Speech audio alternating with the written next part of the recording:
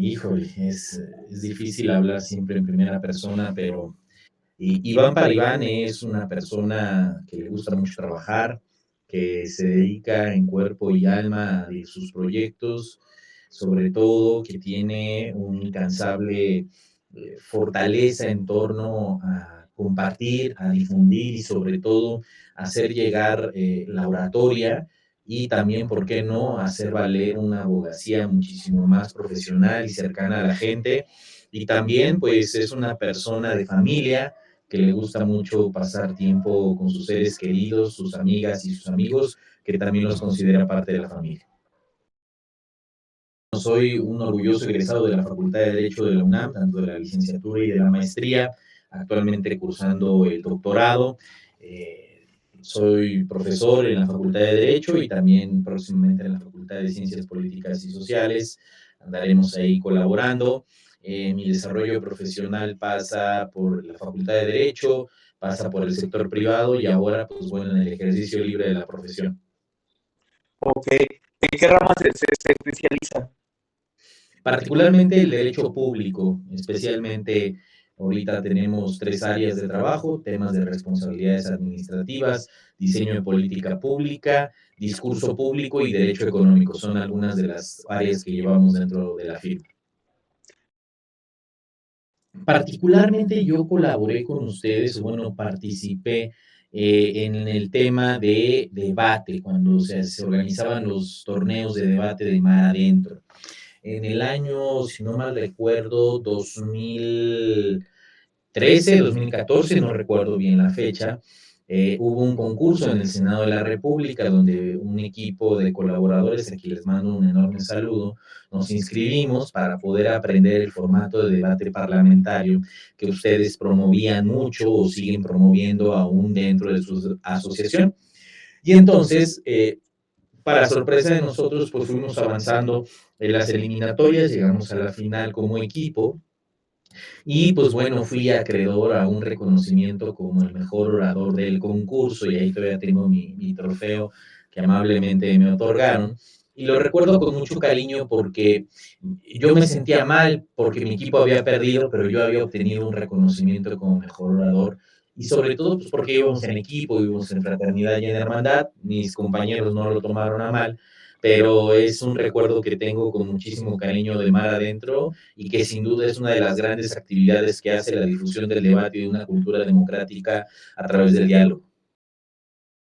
Es un mundo muy diferente, pero algo que me gustó mucho, y las comparaciones son muy malas, pero yo venía del formato de debate político, que era un formato de uno contra uno. La parte más interesante es que existía mucha fraternidad entre la comunidad. Es decir, había mucho ánimo de intercambiar, de debatir, es decir, de la sana competencia. Y entonces el reto principal para nosotros era hacer equipo, construir un equipo. En ese momento era de 5 personas, si no mal recuerdo, ahora los formatos han cambiado un poco, pero éramos 5 personas tratando de, pues, acoplarnos, de confiar, de tener una estrategia en colectivo, y eso evidentemente hacía una dinámica muy diferente, por lo menos con mi equipo de la UNAM, que recuerdo con mucho cariño, y construimos una identidad en torno a nosotros. Y eso veía con otras escuelas. También era interesante que compartíamos espacio con universidades privadas. Normalmente las universidades públicas no están muy allegadas al formato de debate parlamentario. Primero, por la falta de presupuesto; segundo, por la falta de interés; y tercero, por la falta de conocimiento del formato. Entonces, realmente el formato me era muy ajeno. Y con ello, pues me permitía conocer a personas muy inteligentes, muy sagaces, con una enorme prosapia, con una enorme capacidad de análisis, con unos razonamientos que eran muy difíciles de vencer a la hora de debatir. También era muy interesante cómo era también desde sus inicios una comunidad muy cosmopolita. Había alumnas y alumnos de otras latitudes, pero también creo que era interesante observar que de esas latitudes los unía el español y con el ánimo de debatir en el formato. Entonces, me gustaba mucho cómo se conducía la comunidad de mar adentro en esas radiografías y en esas latitudes. Pues bueno, toda la influencia, es decir, yo participaba con mucha pasión en todos los concursos que existieran de oratoria y debate, con la intención, pues, de obtener o salir triunfante. Y de ahí, mi pasión por ello fue acrecentándose también en una gran medida en mi relación profesional, porque a partir de eso, pues las habilidades que adquieres de comunicación, de diálogo, de oratoria, te permiten acceder a muchísimos lugares, es decir, convencer a la gente permite compartir y crear equipos y otro tipo de redes, o simplemente hablar y conocer otras fronteras, así de sencillo. Y eso me permitió también entender que profesionalmente la oratoria es una llave que te abre oportunidades, ¿no? Como decía Borges, cada encuentro es una cita. Y eso permitía darme a mí la oportunidad de no solamente quedarme aquí, sino, reitero, en otros países. Y eso también fue la puerta de llave para abrir estudiar en otras latitudes, compartir con otra gente y también ampliar mi horizonte de la abogacía, porque hay que decirlo, cuando tú te formas en el derecho, siempre está construido la dinámica de la ley, del deber ser, pero cuando intercambias opiniones con economistas, con politólogos o con de ciencias, que era muy interesante cómo personas de debate parlamentario venían de ciencias, física, matemáticas, actuaría, me parecía interesante cómo ellos tenían una percepción de lo público muy diferente a la que yo tenía, de los científicos sociales. Entonces, eso demostraba, o por lo menos a mí me dio la capacidad de entender lo que es real de los temas, ¿no? Lo que es real de un tema de justicia, el tema real de desigualdad, más allá de posturas ideológicas o de clivajes políticos o ideológicos. Con esto, lo que te quiero poner de manifiesto es que creo que el debate permite ponernos en los zapatos del otro, y eso a mí me dio la oportunidad de ampliar propios horizontes que me han mejorado mi actividad profesional. Y así en el ejercicio de la profesión, pues no solamente te casas con una postura, sino entiendes que del otro lado hay posiciones muy valiosas, aunque no estemos de acuerdo, pero es muy valioso la voz del otro y eso demuestra nuestro valor en comunidad y sociedad. Temas que me apasionan mucho, el tema de democracia, son temas particularmente muy interesantes para mí, de la consolidación democrática, de la transición democrática. Otro tema que me apasiona mucho tiene que ver con los temas de educación, cómo podemos acceder a una educación pública y gratuita, masiva para cualquier persona, que sea una promesa de movilidad. El otro tema que me interesa mucho y que hablo con mucha pasión son los temas de salud. Eh, Cómo hoy en un mundo tan globalizado las enfermedades pueden ser determinantes para que una persona pueda o no acceder a la riqueza o vivir en condiciones de desigualdad. Y por último, si me lo permites, creo que uno de los temas que transversalmente atraviesa estos tiene que ver con los temas de la lucha a la pobreza y disminuir la desigualdad. Como soy egresado de una universidad pública autónoma como es la UNAM, mi compromiso con acabar con la pobreza es natural, porque la conciencia social para nosotros es muy fuerte. El pueblo de México me pagó mi educación y a la gente me debo. Y en el ejercicio de la profesión, pues también nosotros los abogados, ahora que estamos siendo tan criticados y tan cuestionadas la abogacía, tenemos que ser muy críticos. Nosotros los abogados hemos sido muy distantes de la ciudadanía. Nuestros temas son rebuscados, complicados, difíciles, y eso impide que la gente tenga una mayor confianza con nosotros. Es decir, de las profesiones que menos se confía es con los abogados. Son los médicos, son los enfermeros, son los ingenieros, son los arquitectos, pero nosotros hemos deteriorado en esa violencia que ejercemos al tratar de hacer muy, reitero, sofisticado el hablar o poder defender a alguien. Y por último, creo que me parece fundamental poner en la agenda de estos temas que hoy debemos de hablar, y lo platicaba con uno de mis amigos, creo que la justicia, para que se sienta y se viva, también pasa porque se entienda, y se entienda con claridad cómo defenderme ante los abusos y ante la arbitrariedad. Con lo cual creo que para mí estos temas en la radiografía del país me seguirán emocionando y sobre todo soy un comprometido con ellos. En estos últimos años, también sería interesante ponerlo en la mesa, Me ha apasionado mucho el tema del medio ambiente. En su momento no me apasionaba en la universidad los temas medioambientales, siempre los veía como temas de hippies, ¿no? Temas que pues no me parecían muy cercanos. Y ahora que estoy en el ejercicio de la profesión, observar cómo la escasez de agua, la escasez de recursos, la mala utilización de los recursos que tenemos a nuestra disposición, nos imponen un reto no personal, sino global. ¿Qué futuro le vamos a dejar a nuestras hijas, a nuestros hijos o a las próximas generaciones? Y eso implica también que el derecho pasa por cómo manejamos nuestra actividad en el mundo, es decir, qué huella dejamos al vivir o solo existir, y cómo podemos dejar de extraer de la naturaleza tantos recursos que podemos volver a utilizar. Y una parte ahora estamos enfocados en estudiar, analizar y sobre todo transformar las realidades de las personas a través del manejo de residuos sólidos y urbanos. Creo que ahí encontramos un nicho enorme de oportunidad para poder disminuir nuestra huella en el mundo y por lo menos revitalizar la naturaleza que tanto nos ha dado. Es decir, cómo podemos pasar de estamos discutiendo estos temas a de verdad lograr este impacto, este cambio. Yo creo que tendremos que empezar a hablar de una idea de conciencia colectiva. El inconsciente colectivo existe. Cómo tratamos los temas socialmente y cómo enfrentamos los retos se demuestra en nuestros actos.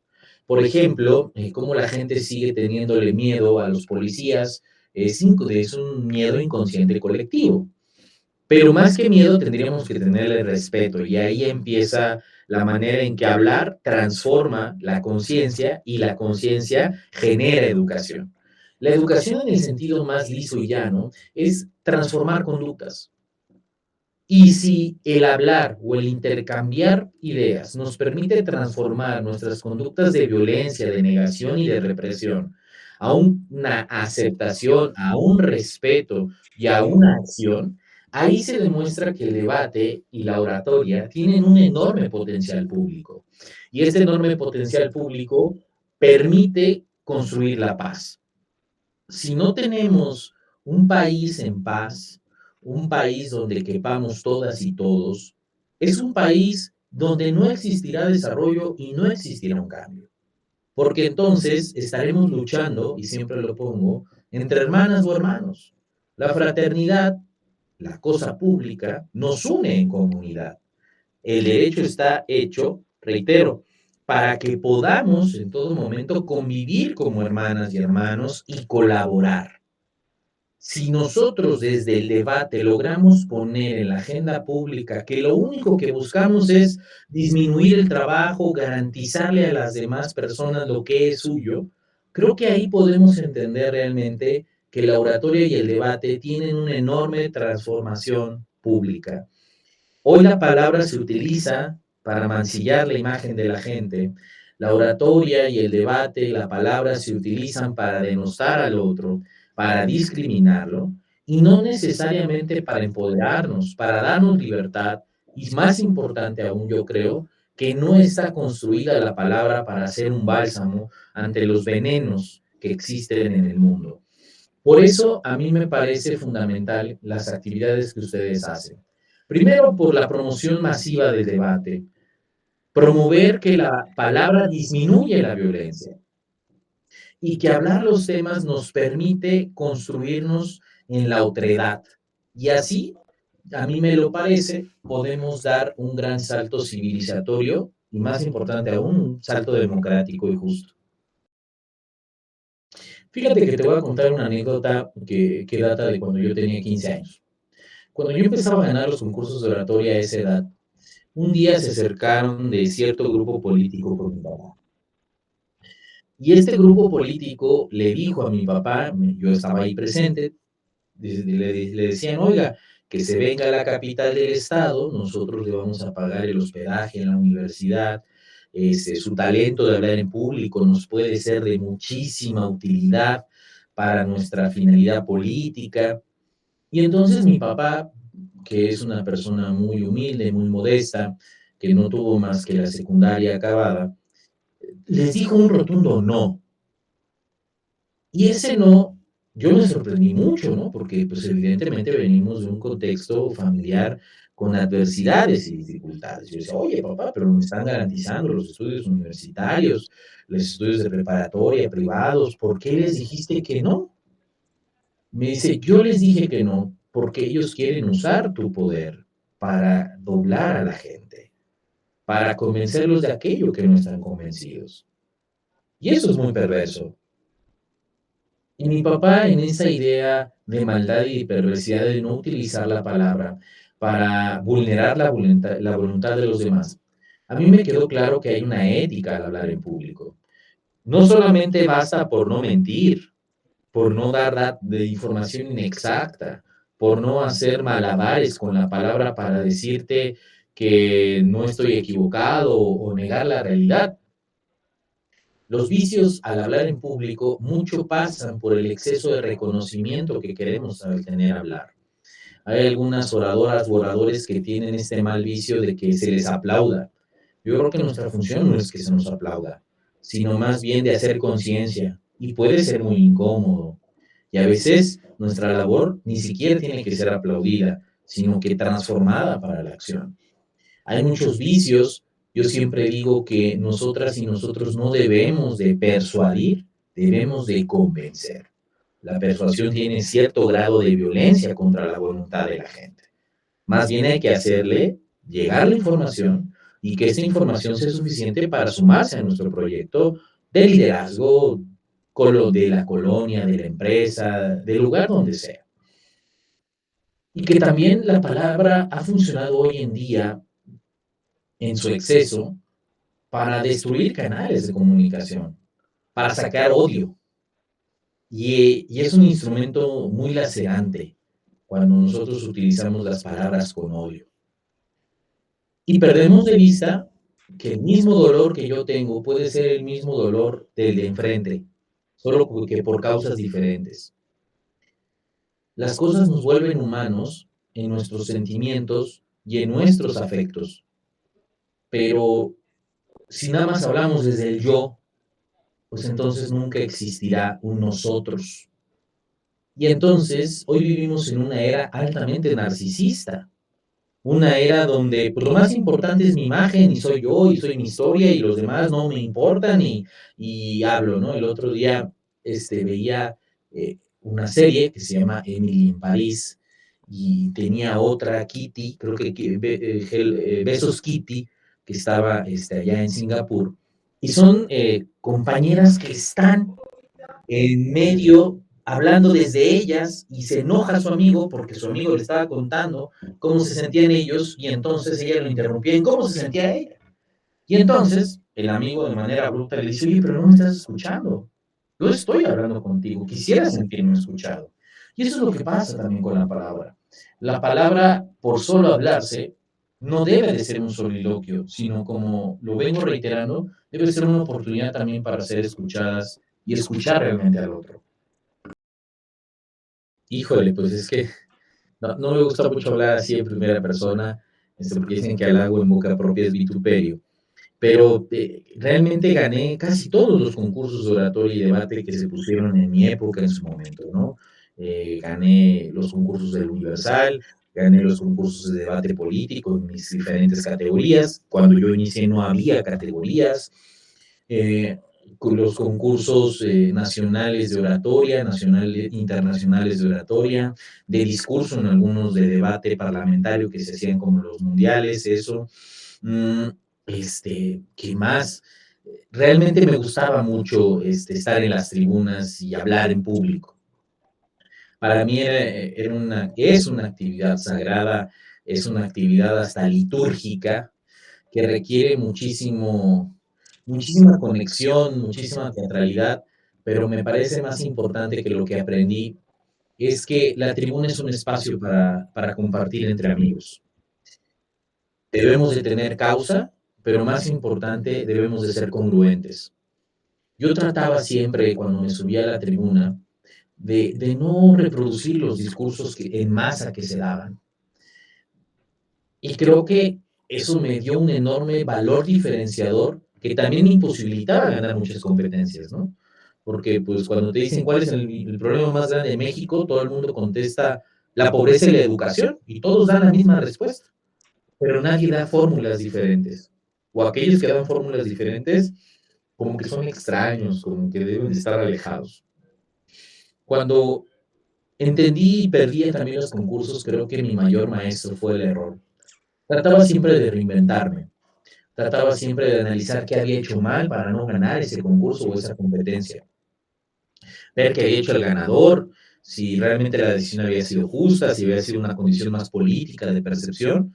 Y eso me permitía también a mí ser muy, no sé la palabra, si cambiante, no sé si la palabra sea innovador, o permití adaptarme, que por eso tengo campeonatos de debate parlamentario, de debate político, de oratoria con debate y conferencia.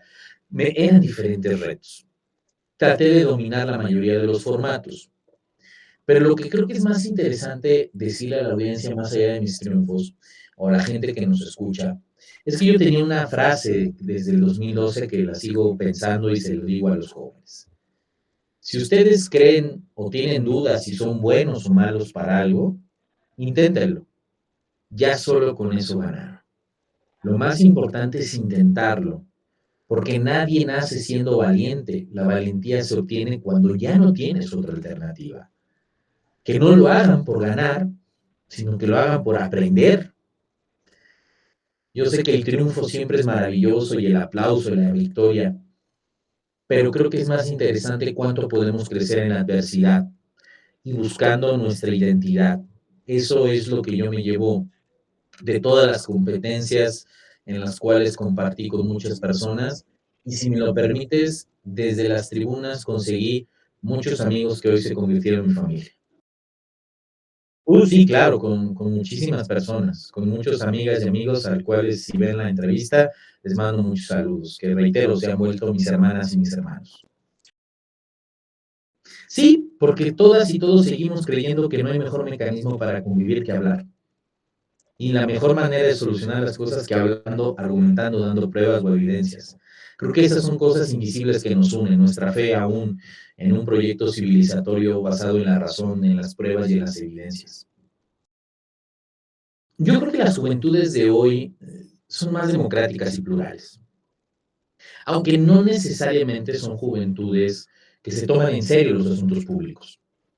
Es decir, hoy en la era de la masiva información, lo que hace falta entre las juventudes y las generaciones que ya están pasadas está en reconocer el valor del tiempo. Es decir, un anotador de básquetbol es muchísimo mejor que yo solo porque le ha pasado más tiros encima o más tiempo en la cancha. Tiene más horas de vuelo este piloto.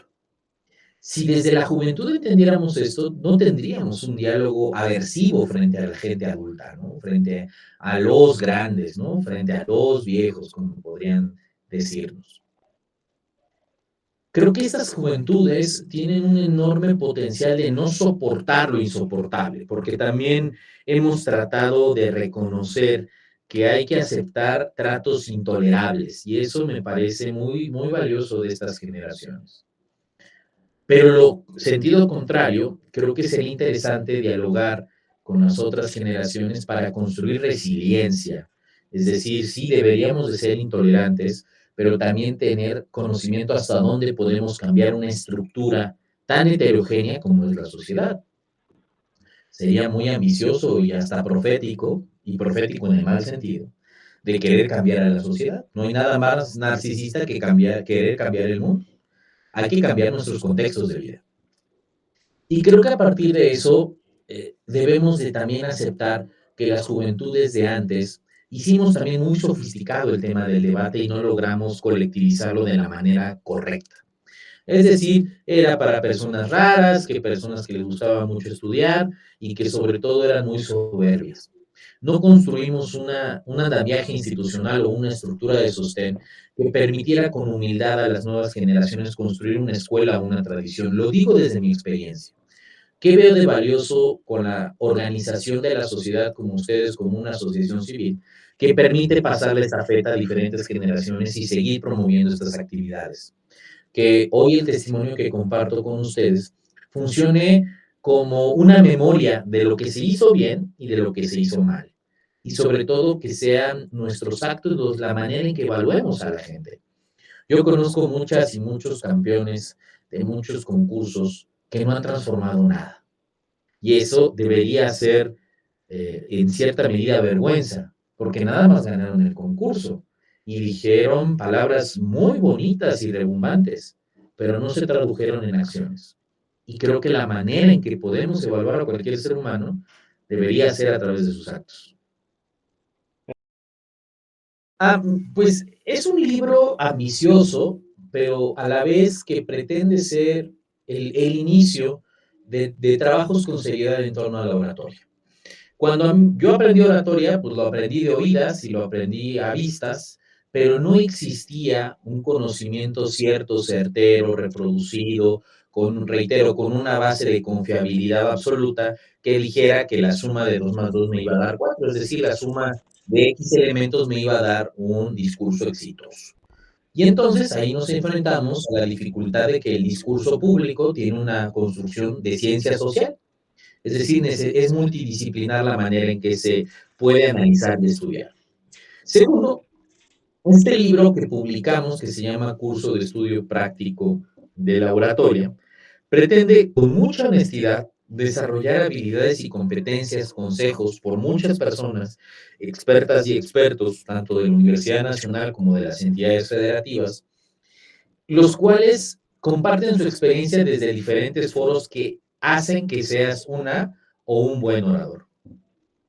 Porque también pasa que luego hay una serie de charlatanes que te quieren decir que la neurooratoria, no sé, otra serie de libros que normalmente cuando yo llegaba a los estantes de oratorias, ellos estaban en los de superación personal, que liderazgo y la oratoria, pero nunca poder describir técnicas con valor científico.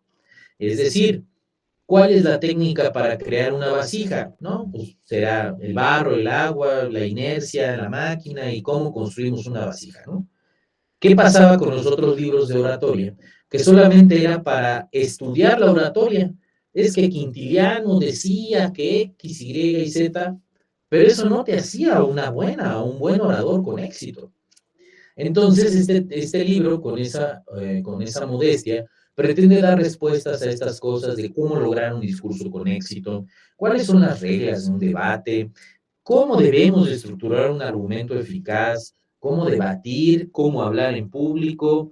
Entonces, eso nos permite dimensionar lo que pretende esta publicación, reitero, publicado por Tirán Blanche, está de acceso tanto electrónico como en físico, lo pueden comprar en cualquier librería. Este es el primero de uno, ya está por publicarse el segundo, que este ya es más para abogados, que se llama Curso de Retórica para la Interpretación Jurídica, que lo que pretende el curso, pues es ser un curso que hice con mis alumnos para enseñarles pues, a cómo argumentar desde el derecho y cómo entender las leyes para que así ellos se puedan dar a entender y puedan defender las causas que ellos persiguen o ellas persiguen. Entonces, para mí la publicación de este libro es el inicio, reitero, de tomar con mucha seriedad científica, reitero, desde las ciencias sociales, el fenómeno del discurso público.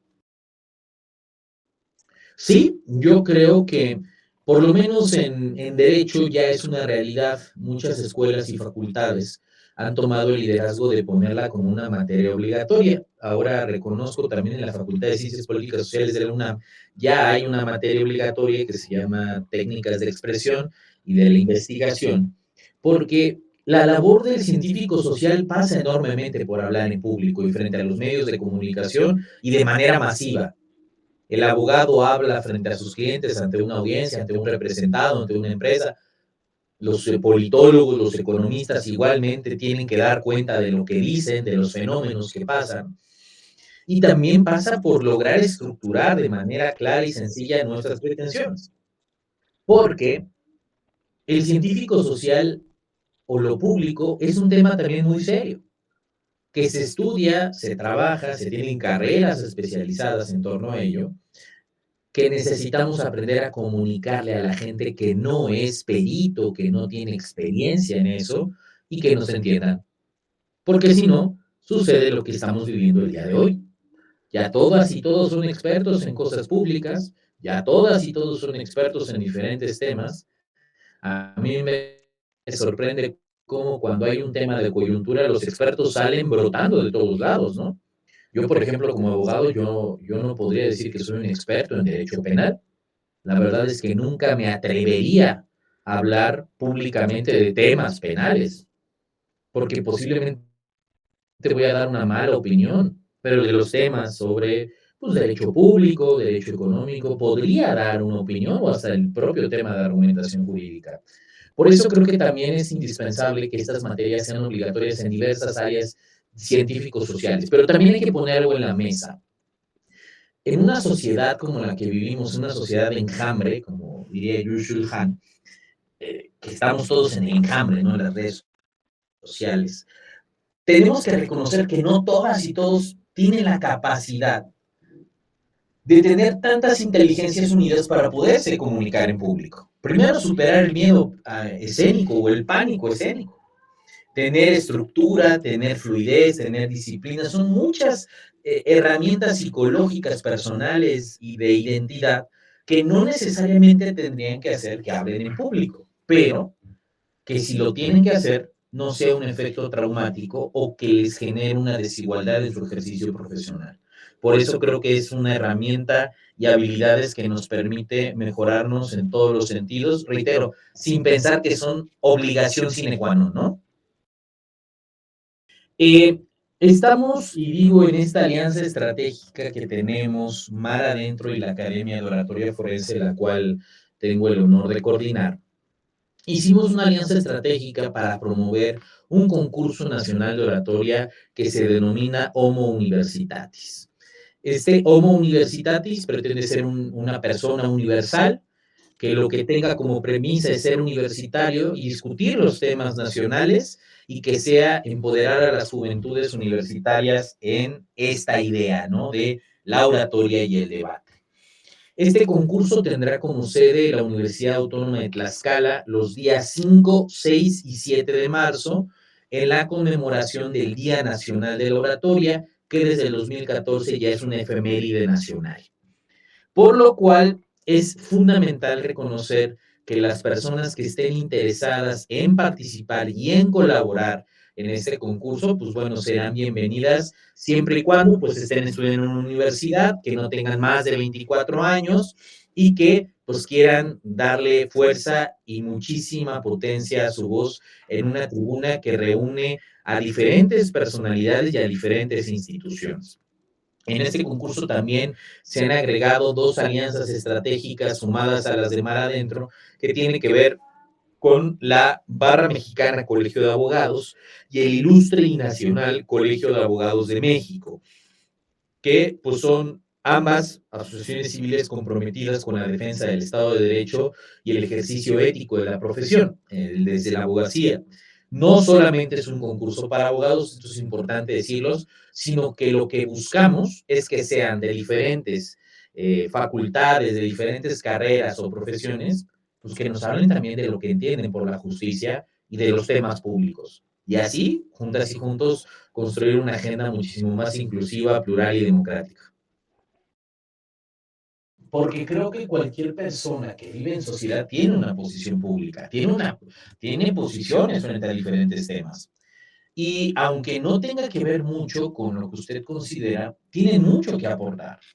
Es decir, el diseño industrial, el diseño de comunicación tiene algo que decirle a la democracia, yo creo que tiene que decirle mucho, porque representan un número de la población que viven y sienten condiciones de su comunidad, cómo viven con los vecinos, cómo viven en su colonia, cómo ven a los políticos, cómo ven a los que ejercen el poder, cómo ven al gobierno, y eso demuestra sus habilidades y competencias para hablar de cosas públicas.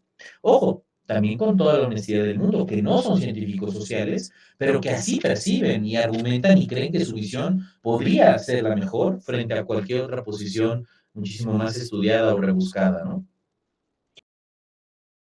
Mira, el concurso va a tener 3 etapas, una eliminatoria, una semifinal y la gran final. Las 2 primeras tienen que ver con un discurso. Normalmente se piensa que un buen discurso es aquel que es muy erudito, muy sesudo, que solamente pocos lo entienden, con grandes palabras que no tienen referencia, pero no. Un buen discurso es como admirar la belleza de un bosque. Es bello en su conjunto y no por sus árboles. Entonces, en esta analogía o en esta metáfora que te pongo, un buen discurso tiene que ser bueno de inicio a fin. Y al momento de ser bello de inicio a fin, debe de tener una idea que la gente entienda, sistematizada, clara, pero también con una idea de profundidad que nos incite a la acción o que nos promueva a seguir investigando de la importancia de ese tema. Otro elemento es indispensable, yo creo que tiene que ver con la proporcionalidad y el equilibrio. No por gritar más se argumenta mejor, no por hablar bajito el argumento es malo. Por lo cual creo que ahí tenemos que reconocer que la voz es un elemento indispensable para poder hablar, es un mecanismo que también es un medio de fuerza que transmite emociones, sentimientos, que transmite también fuerza, convencimiento, y que es a través de la voz que conocemos la personalidad de quien nos está hablando. Y por otro lado, creo que debería ser importante reconocer que se tome con seriedad el tema que se está hablando, la seriedad que implica hablar de un tema, y también, por qué no decirlo, con la honestidad que eso implica, que esa problemática y hasta dónde se puede transformar. Yo creo que esos serían los elementos para evaluar un buen discurso. El mejor consejo que me han dado, híjole, han sido varios, y han sido muy variados y muy diversos. Uno de ellos me lo dijo mi mamá, a la cual la quiero y amo mucho. Mi mamá me dijo que cada cosa que haga la disfrute, porque en esta vida solo estamos de paso. Entonces, cada una de las cosas trato de disfrutarlas y sobre todo compartir, porque esa es la parte más importante. Disfrutar y compartir. ¿Y cuál es el mensaje que le gustaría dejar a las juventudes en esta entrevista? A las juventudes, a mí me dijeron que ustedes les dicen que vivimos en una crisis. Y la crisis nunca dejará de existir. El caos es intrínseco a la convivencia humana. Lo que puede cambiarnos o cambiar a ustedes en su generación son sus actos y sus acciones. La vida se tiene que disfrutar y se tiene que disfrutar con compromiso. Si ustedes se comprometen con ustedes mismos primero, podrán cambiar verdaderamente su mundo, no el mundo, su mundo. Y si se comprometen a ser la mejor versión de ustedes, serán algo muy importante. No necesariamente presidentes, campeones mundiales, multimillonarias, multimillonarios. Serán algo importante para ustedes mismos, donde se reconozcan ustedes mismos. Las juventudes de hoy deben de apreciar más su mundo interior que el mundo exterior, que no necesariamente valoran lo que son. Si ustedes se reconocen como entes valiosos, el mundo los sabrá valiosos. El reconocimiento viene de adentro y no de afuera.